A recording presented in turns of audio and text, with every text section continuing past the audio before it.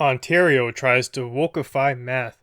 I'm Marco Perry. Welcome to the Perry Platform.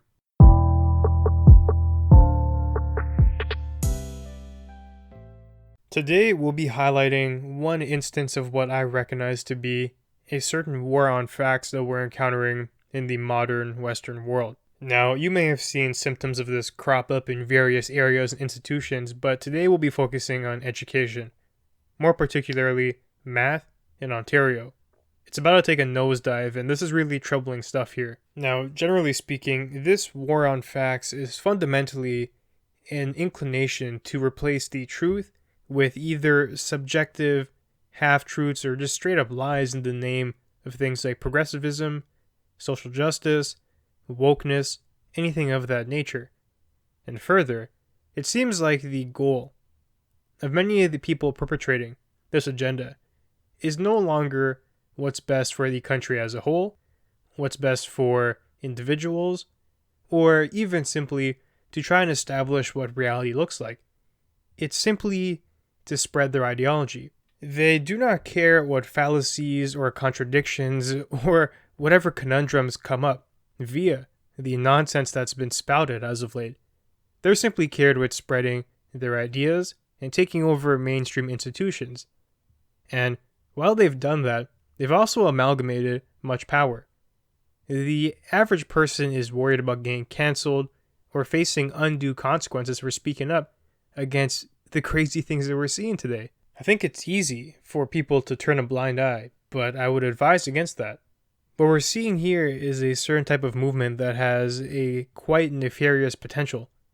And if it's not confronted, things will continue to spiral downwards in only a short span of time. We've seen the radicalization of the far left continue to grow and grow. And it's not to say that there is no radicalization on the far right, but you have to take these things into proper context. Which side of that equation is influencing the world, at least the Western world, to a greater extent at this point in time? If you're paying attention, there really is no comparison there. It's clear that one side of the equation is putting on almost all of the pressure to push these nonsensical changes. And as I said, today we're going to be talking about math. Now, when I first heard about curriculum changes in this field, I thought, hey, maybe that's actually a good thing. Maybe they're going to do away with some of the outdated mathematical lectures that we've been getting as high school students. Maybe we're going to focus on more relevant things like engineering, programming, finance, mathematical skills that actually do have a proper use, not simply trying to calculate the missing degree of a triangle. Now, there are benefits to that. It teaches you thinking skills, problem solving, all of that. But I was under no illusion that our math curriculum was perfect. There were certain things that could be taken out and new things injected into it. That was clear to me. So I had a pretty open mind here. But it seems to me that they took that springboard and they've launched themselves into abysmal territory. And now I'm going to reveal all of that to you. So I'll be citing an article from the Toronto Sun, and as I read it, I'll give my commentary. The headline of the article that I'll be talking about today is Ontario's new grade 9 curriculum preaches the subjective nature of mathematics. Wow, that is truly astounding in and of itself. I don't know if now's a good time to say this or we should wait for it to reoccur in the article, but the first thing I'll point out is that people seem to not understand what subjective means. It's a reference to something or a judgment that's influenced by things like your personal opinion, your personal perspective, and your takes on a matter. So, for example, there truly are subjective fields in education. Like if I present to you an English literature poem and I ask you, how does it make you feel? The subjective nature of this topic is true, because there really isn't a right answer. You can feel sad, you can feel happy. It depends on how the poem is resonating with you. As a teacher, if I ask that question, how does it make you feel? How can I expect a right answer? It's impossible.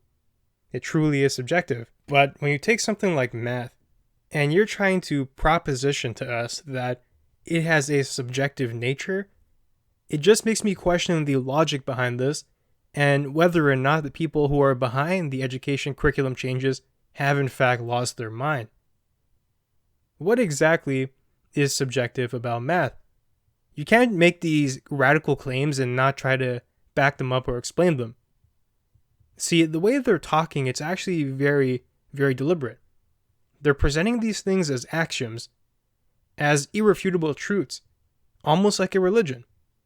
And when you're asked to expand on something, they can't do it. It's a faith-based argument, and it's crazy. Subjectivity in math, it just doesn't exist. And there may be certain instances where you can say perhaps there is a certain field where subjectivity may play a role. But to say that's the nature of mathematics is just lunacy. If I present to you a couple of bananas in a barrel, and I tell you to tell me how many bananas are in that barrel, there is no subjective answer. It doesn't matter how you feel. Your mood doesn't matter that day. There is a truth to it, an absolute reality.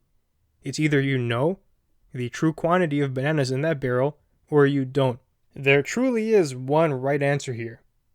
Now, I will hear an argument about something like, well, quantum physics and mathematics at that level, they do appear to be somewhat subjective and not abiding by laws, and that's simply a function of us not understanding it clearly. There truly is a pattern to something at the quantum level, but we're not at a point where we can fully grasp it yet. Certain phenomena is happening that's strange and we don't know why, but that's not relevant to what we're talking about here. We're talking about a grade 9 math curriculum. That stuff is not subjective. This is complete craziness. And the subtitle of the article now is that the new curriculum claims to address the historical use of math to normalize racism.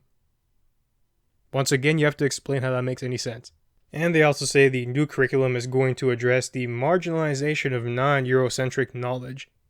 As if certain things, these math concepts will differ depending on where you are in the world. Again, a nonsensical claim. So, the article continues now. Apparently math is more than just the numbers. Changes to Ontario's math curriculum announced last year by Education Minister Stephen Lecce will include a subjective and decolonial approach to mathematics, according to the document that's been posted on his website. Here, let's take a second to look into that. The first thing I'll point out is that Stephen Lecce is actually a minister under a conservative Ontario premier. So what I talked about at the beginning, where we're saying that some of these trends are in fact rising in the far left population, well, it seems like that might need some updating actually. How is a conservative education minister passing through changes like this? It seems to me that the poles have already shifted. Those issues that we thought were once on the fringe have now moved towards the mainstream. And as a politician, appealing to the mainstream is somewhat part of your job, especially if you want to keep your position. That is, in and of itself, also something to take note of, and it could cause some troubling sensations to arise in your mind. Further, he brings up this topic again about the subjective nature of math. Nonsense. And how they want to take a decolonial approach to mathematics. Math is not about colonization. Yeah, sure, math was used by colonizers as it was used by other people around the world, in China, in the Middle East. Math in and of itself is not some evil contraption. But it seems like they're trying to portray it as something like that. Now, within this online brief that came out from the education minister, it says that mathematics is often positioned as an objective and pure discipline.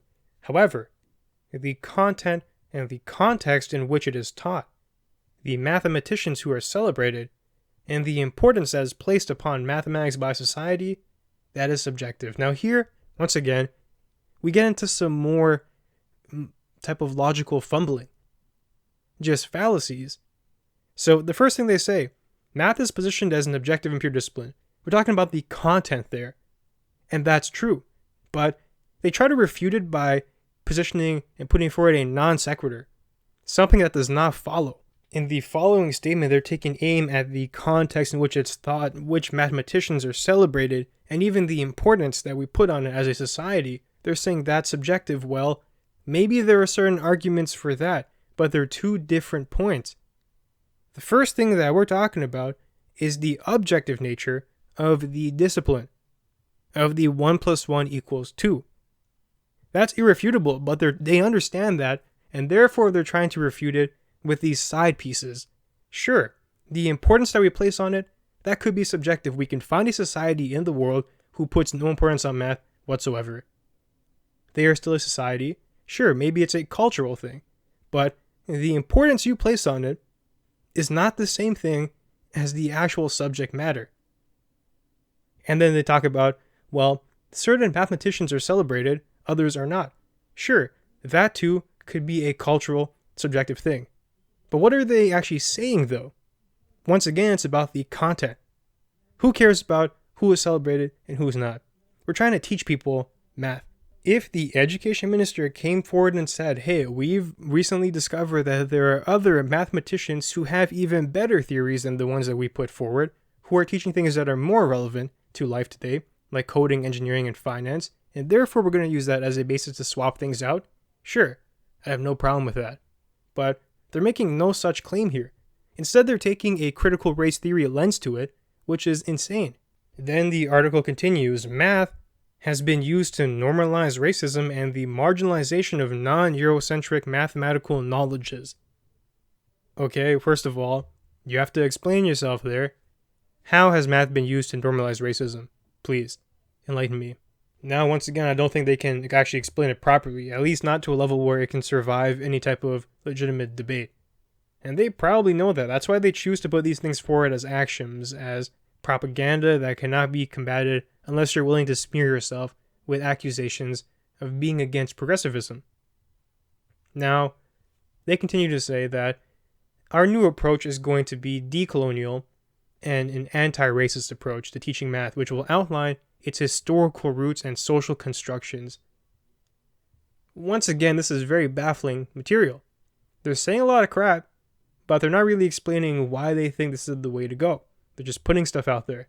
Then they say, the Ontario Grade 9 math curriculum emphasizes the need to recognize and challenge systems of power and privilege, both inside and outside the classroom. See, here, they're talking about stuff that's not even math related now. They're going to shove in these political correct ideologies and stuff like that into math to make the math class no longer truly a math class. It's amazing. Now, they say they're going to do this in order to eliminate systemic barriers and to serve students belonging to groups that have been historically disadvantaged and underserved in math education. Now, here I have a major problem with the nonsense being put forward. This is such a racist, bigoted thing to say. This is where the woke ideology comes full circle. What are they really putting forward here? Really, distill this statement down to its basic tenets. They're fundamentally trying to put forward that they don't think certain groups can take these math courses at their current level, and so they're going to change them up. How do they square that? That is the bigotry of soft expectations for you. Now, for me, I don't think your race has anything to do with your mathematical capabilities. I think if you're good in math, that's amazing, and I don't think your race had anything to do with that. I do think certain things have something to do with that, like the ways in which your parents brought you up, if they were able to provide you things like a tutor and stuff. So if you want to make the case that something here is influencing a child's ability to do well, it is most certainly going to be class and not race. It's crazy here how people have missed the mark so entirely. I will point out too, it's actually not these European students who are the best performing at math. Look at these statistics and the averages and the grade levels here. You know who does really well at math? It's actually communities from Asia. Communities who historically have done things like prioritize education and whatnot. So, if we really think that math is racist and in favor of the white man, why are Asians doing so well at it? Has the system been crafted to their advantage? This is such nonsense. And further, do you know who is really going to be hurt by these crazy changes to math curriculum? Because we already know now that students are not going to be getting a proper education in math. It's going to be these underprivileged communities and people who cannot afford to do things like go to a tutor or simply go to private school to get a proper education. Rich people, the class issue which I've identified, is going to continue to be prevalent because they're going to see these nonsense changes. They're going to know their kid's not going to be properly educated in math, so they're going to have options. They're going to have alternatives. The people who are screwed are those who can't afford to have options. They're going to be forced to sit through this crap and come out not knowing a thing about math, not knowing anything practical. They're going to come out thinking that math is a subjective field. Good luck getting hired in the future at a proper professional firm with that thinking. Good luck trying to construct a condo or something major like that, working on city infrastructure, thinking that the math you put in is subjective. Good luck working at SpaceX, trying to decode how to explore the galaxy, thinking that math is subjective. This is insane. Firms who are serious about themselves are going to see this and they're going to simply recruit from other places around the world where students are properly educated in the field needed to succeed in their domain. We're living in a global world right now. If Ontario wants to indoctrinate their students into thinking that math is racist, math is subjective, math is a lie, then sure, have at it. The firms aren't going to care. They're going to recruit from other countries who are serious about education and can produce people who are going to get jobs done. This is wrapped up in a social justice poster. People are going to think it's a good thing, but it's really a massive detriment. And who is it going to hurt the most? It's going to hurt underprivileged people. For someone who is underprivileged, being able to get a great education for free and to excel in the public school system, to actually learn something valuable, to put yourself in a position to do something, to make something of yourself. This is what it should be about. If we're talking about changes to math to make it a stronger program, to make our math students better and brighter compared to the pool of global talent that continues to get stronger every year, I am for that. But what we're doing here is the opposite. We are weakening it. We are confusing our students and we're indoctrinating them with nonsense. Now, I'm very passionate about this subject because I know what a good education can do for someone. There are immigrant families from around the world who come to Canada just for that. They've made tremendous sacrifices so their children can learn and do better. And here, the Ontario government is spitting in the face of that. They are bastardizing the education system. And if you think math is the end of it, it's the opposite. It's the beginning. They're making our system less competitive. They're making it duller. They're injecting social justice values where it need not be. There can be classes for that. This is math we're talking about. Now, the madness does ensue. Minister Lecce, the article says, previously announced too that the new curriculum will bring early math streaming to an end, a practice that he says created barriers for racialized and historically marginalized groups. Such nonsense. So, if you're good at math now, and you want to fast track, and you're capable of excelling, and you deserve to be in a higher level of learning, you will no longer have that option. Because Minister Lecce and all his craziness thinks that this was a barrier for racialized people, not knowing it was actually the opposite. It's actually a gateway to do better. And many racialized people took advantage of that. When I was in high school, those advanced classes, they were not just white people. They're people from all over the world doing better for themselves. So now we'll be penalizing those people, holding them back. Many of those people being racialized themselves, destroying their progress in the name of making progress for those same people. This roundabout, irrational thinking has to stop. Truly. I'm at a loss for words, honestly. Once again, I will reiterate the folly here. The people you'll be hurting are the underprivileged ones. People with resources will have options to take those advanced classes outside of the garbage public school system now. They'll find a way to get their knowledge. They'll find a way to be prepared. They'll find a way to excel. This was literally the only option for many bright young people to do better. Now, back to the article. It says that teachers will be required to promote cross-curricular learning and human rights to create an anti-racist, anti-discriminatory learning environment. They also are encouraged to incorporate culturally specific examples that highlight First Nations, Inuit, and Métis cultures' histories and current realities to infuse Indigenous knowledge and perspectives meaningfully and authentically into the math program. Now, back to my first point. If you are doing this for a good reason, amazing. If the First Nations mathematics is actually a better system for our students, then yeah, sure. If it focuses on things like engineering and coding and finance, then yeah, let's do it. I'm all about improving our math curriculum to get our students, our future, brighter and better prepared for the future. But it doesn't seem like that's the goal here. They're injecting it for culturally specific reasons that may or may not be to the benefit of our students. They're just doing it because they feel they have to under this woke agenda. I don't give a damn if it's European math, if it's Asian math, if it's Middle Eastern math, if it's First Nations math, whatever. What's the best type of math curriculum to have for our kids in terms of producing successful pupils? That's what I want to know. And I feel alone in that regard when looking at these people who are responsible for education. And finally, the article ends off by a spokesperson for the minister saying that we are taking action to ensure all children, especially those facing barriers to success, have meaningful pathways to quality learning, graduation, access to post-secondary education, and good paying jobs. Well, I'll tell you right now, you're doing a crap job at doing that. You're actually putting up more barriers to success. You're taking away those advanced classes from people who don't have any other options, but those with money, they'll find a way to get an edge. You're widening the divide here. Quality education? Spare me, that's not the goal here.